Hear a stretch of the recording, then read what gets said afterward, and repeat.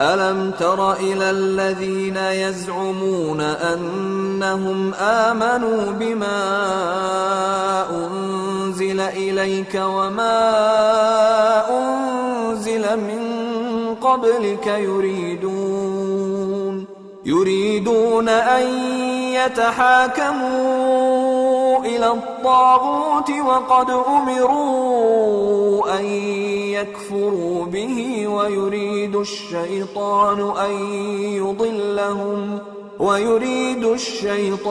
أن يضلهم ضلالا بعيدا.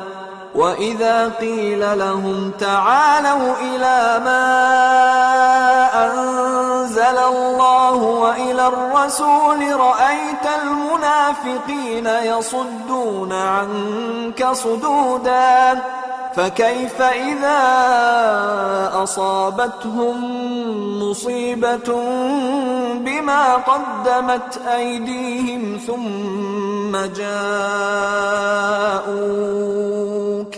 ثم جاءوك يحلفون بالله إن أردنا إلا إحسانا وتوفيقا. أولئك الذين يعلم الله ما في قلوبهم فأعرض عنهم وقل لهم في أنفسهم قولا بليغا. وما أرسلنا من رسول إلا ليطاع بإذن الله ولو أنهم إذ ظلموا أنفسهم جاءوك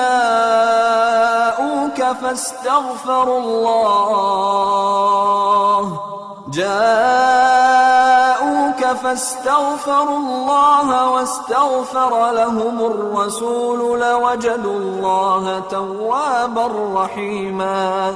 فلا وربك لا يؤمنون حتى يحكموك فيما شجر بينهم ثم لا يجدوا في أنفسهم حرجا مما قضيت ويسلموا تسليما. ولو أنا كتبنا عليهم أن اقتلوا أنفسكم أو اخرجوا من دياركم ما فعلوه إلا قليل منهم ولو أنهم فعلوا ما يوعظون به لكان خيرا لهم وأشد تثبيتا.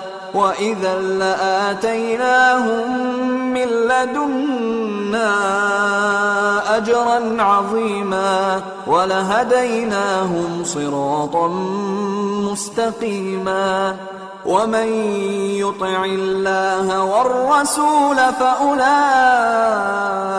مع الذين أنعم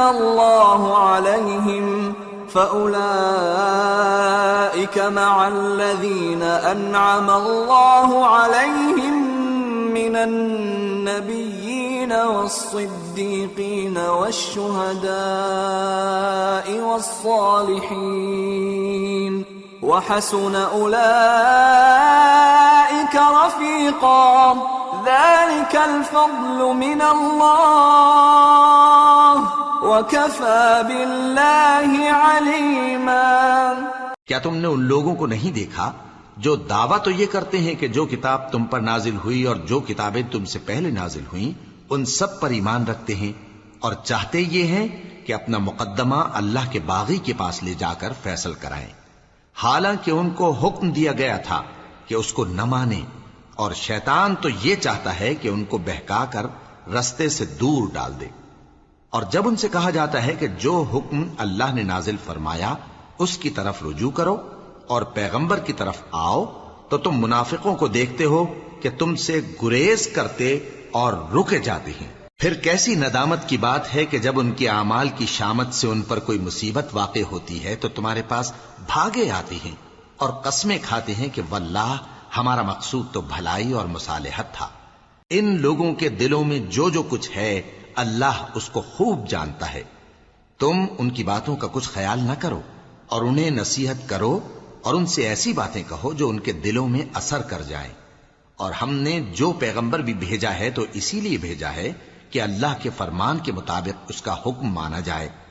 اور یہ لوگ جب اپنے حق میں ظلم کر بیٹھے تھے، اگر تمہارے پاس آتے اور اللہ سے بخشش مانگتے اور پیغمبر بھی ان کے لیے بخشش طلب کرتے تو اللہ کو معاف کرنے والا بڑا مہربان پاتے۔ پس تمہارے پروردگار کی قسم، یہ لوگ جب تک اپنے تنازعات میں تمہیں منصف نہ بنائیں اور جو فیصلہ تم کر دو اس سے اپنے دل میں تنگ بھی نہ ہوں بلکہ اس کو خوشی سے مان لیں، تب تک مومن نہیں ہوں گے۔ اور اگر ہم ان پر فرض کر دیتے کہ اپنے آپ کو قتل کر ڈالو یا اپنے گھر چھوڑ کر نکل جاؤ تو ان میں سے تھوڑے ہی لوگ ایسا کرتے، اور اگر یہ اس نصیحت پر کاربند ہوتے جو ان کو کی جاتی ہے تو ان کے حق میں بہتر اور دین میں زیادہ ثابت قدمی کا موجب ہوتا، اور اس صورت میں ہم ان کو اپنے ہاتھ سے اجر عظیم بھی عطا فرماتے اور ان کو سیدھا رستہ بھی دکھاتے۔ اور جو لوگ اللہ اور اس کے رسول کی اطاعت کرتے ہیں وہ قیامت کے روز ان لوگوں کے ساتھ ہوں گے جن پر اللہ نے بڑا فضل کیا، یعنی انبیاء اور صدیق اور شہید اور صالحین، اور ان لوگوں کی رفاقت بہت ہی خوب ہے۔ یہ اللہ کا فضل ہے اور اللہ جاننے والا کافی ہے۔